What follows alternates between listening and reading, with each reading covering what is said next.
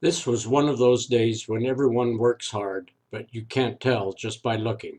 Another layer of dark gray visqueen was added on top of the layers of insulation on the phys ed roof.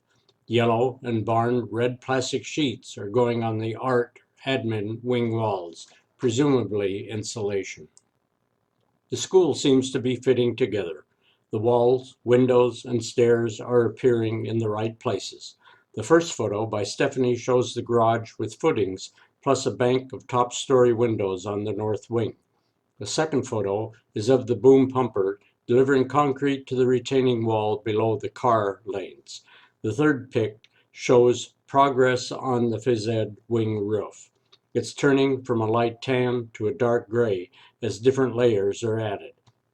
Ralph's green pumper was here again today for a pour around the edge of a pour that took place a couple of weeks ago. I think that now it is filling in the space where electrical conduits are routed along the edge of the room's space. This includes the edge between the outside walkway and the commons. See the first photo. Roof work continues. The second photo shows the sunshine bouncing off the orange wall. It almost knocks you over. It makes me think of Syracuse University. Horizontal bars or strips are being added to this same wall, but I don't know what for. A blue tarp was placed at the base of the stairs on the southeast corner. Red tape, like a baseboard, is fastening it to the wall in the bottom of the stairwell. See Lynn's photo. Does this portend a pour? I think so. Sooner or later, I have to be right.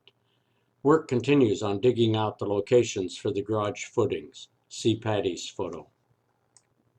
We both saw the globs of brown and green stuff growing out of the covered play area roof. We did a double take. It was the case of the flat roof strikes again. Rainwater stays on flat roofs.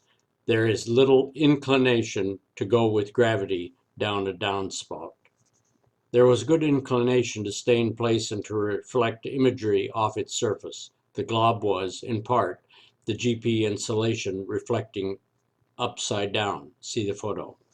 2 days ago, I asked the question, what are the thin, parallel, horizontal stripes that could be seen on the outside wall? I got a few quick answers, all the same as Lynn's. They are to be used to fasten the outside sheeting to the rest of the wall structure. That's good enough for me. Almost nothing to report this Saturday. The title for the subject, Hidden Figures, is Lynn's idea. It is taken from the NASA Hollywood film by the same name. In the movie, the African American women who performed the critical orbital mechanics calculations for the Apollo program are hidden without credit from the public. Although the bus lanes were full of parked cars and trucks, you could not see anyone working. They were now indoors, out of sight, as in hidden figures. The photo was taken this afternoon from the Cascade dining room. Yesterday, Werner took a couple of photos. One of the mock-up that has been sitting on the corner of Tallis and Falcon.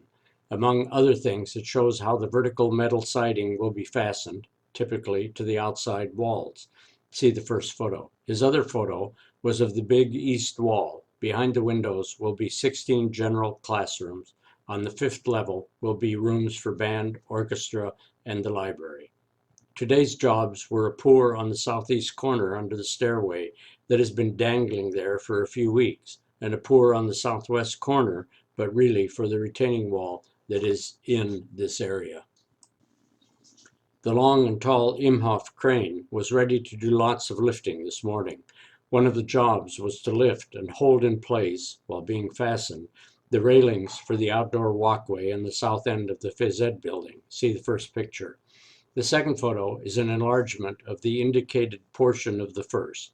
The railings can be seen more clearly. The third photo is of some work being done on the area just beyond the big east retaining wall. Lots of rebar required. Work continues on the outside walls. The big American crane is back, or maybe its twin brother. In any case, it was a surprise. That was this afternoon. It should be ready to start work tomorrow morning. In any case, it is owned by the same crane company, Imhoff. See the photo. Stephanie sent a picture of the new garage with all its foundation footing forms. It comes quite close to the Cornerstone contractor's temporary office. That is the mock-up in the lower left corner. Note the temporary plywood fence wall separating the garage from the office. If the measurement of activity is by the number of photos taken, then today was the busiest of all. I had about 10 photos, now boiled down to 4. One of these 4 is used as a map to show where the event was taking place. The first, or second depending on how you count, was taken by Patty from the Northridge 5th floor. It shows the pouring of footings by a boom pump at A, and the return of the big American crane used to lift various items, mostly insulation, up to the roof level, B. The second or third photo is of the work being done to pour concrete slurry in and around footings on the east wall, C.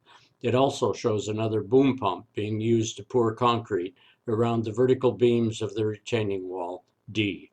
The last photo is of the much improved work area in and around what will become the playing field. What I thought was reminiscent of Hooverville has been drained or otherwise made less muddy and therefore more pleasant to work there. E.